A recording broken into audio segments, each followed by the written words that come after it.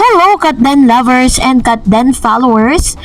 Ermat ni Miss Catherine Bernardo, abay may hirit para sa mga nagpapakalat ng fake news. But before that, if you haven't subscribed yet to my YouTube channel, please don't forget to like, share, and subscribe at hit mo na rin ang notification bell for more showbiz updates. Of course, bago tayo magpatuloy sa ating updates for today's video, nais ko po muna ipabot ang aking pasasalamat for always watching and trusting this channel. Thank you so much sa inyong panonood.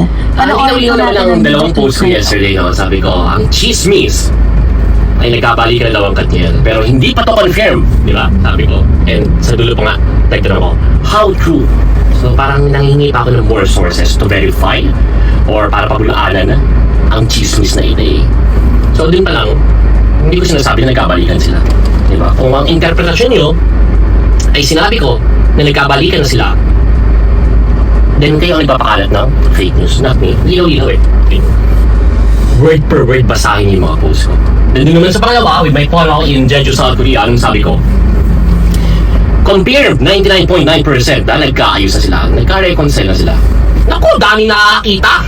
Mga hairstylist, ibang artista na nagkakausap sila sa backstage, sa dressing room, and off work, may mga lihim na pagtatagpo and everything else. Dami. So talaga nagkakaayos na sila.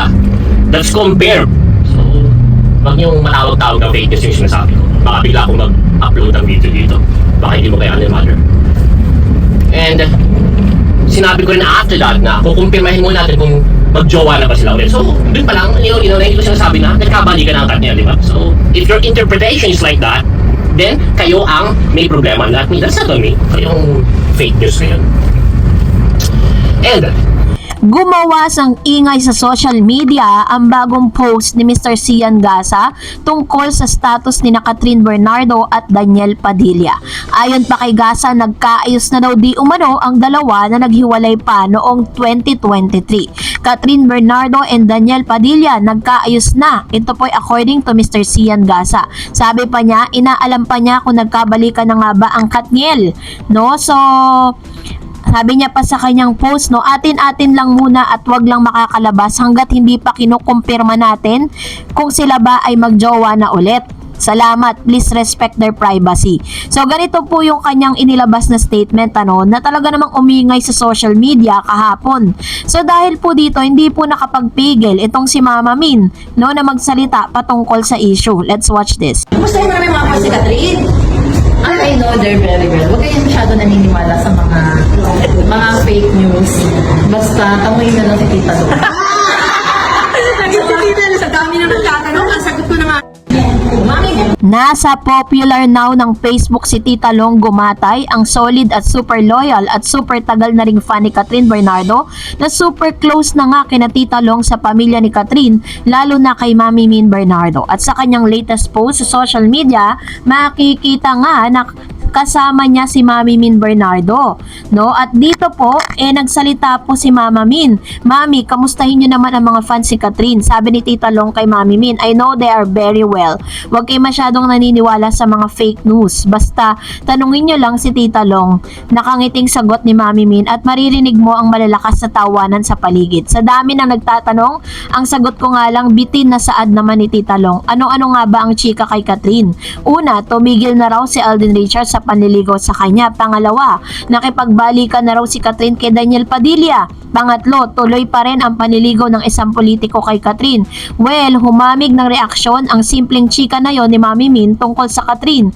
At parang natanggalan ng tinik sa dibdib ang mga faneha. Heto ang mga chika ng mga fan ni Catherine. Solid cut din, team panatag.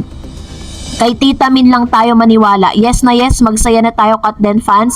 Basta panatag lang tayo kasi galing kay Mami Min. Hindi naman kami naniniwala, solid Katden. Please, mga fake news spreader, wag niyong gamitin si Catherine.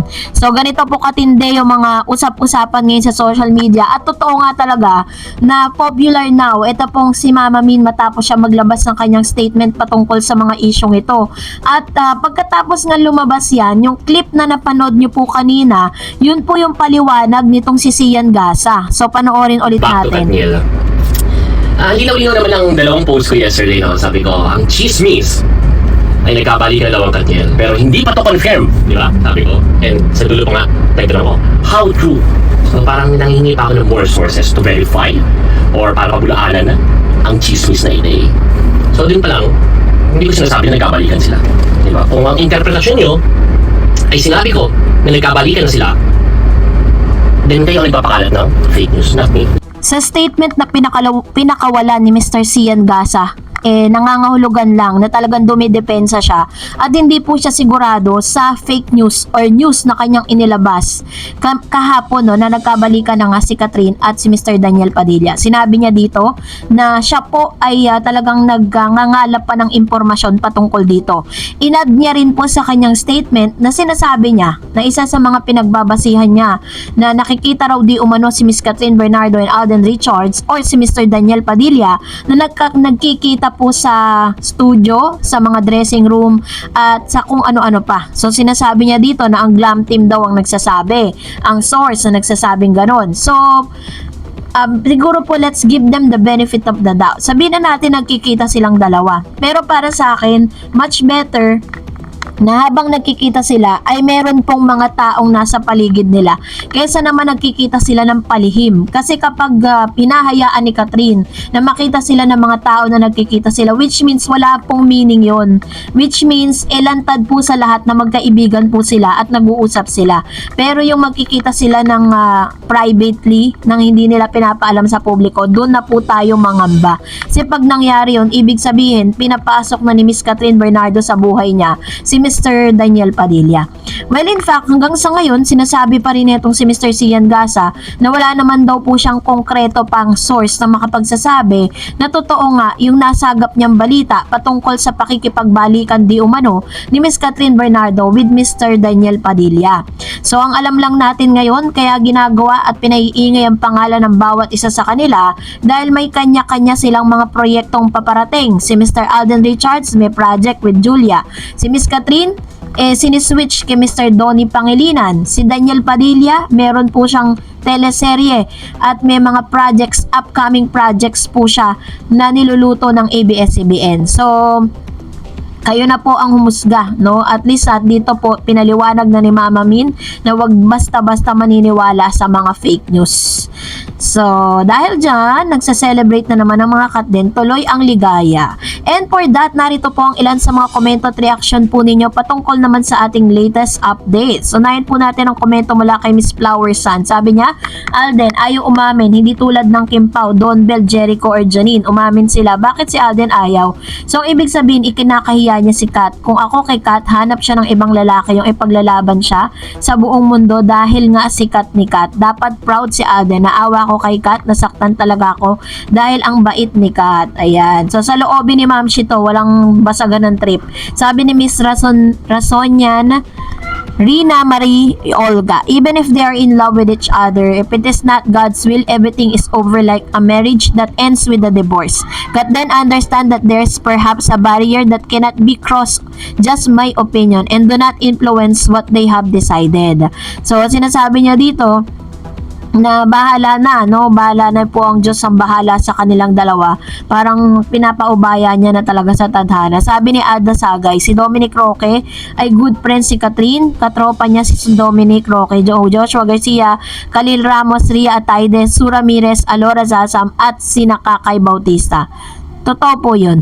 Sabi naman ni Miss Christine, ako ay very at peace na sila talaga at busy sila sa buhay nila, sa mga plano nila sa future nila, mga bobong basher.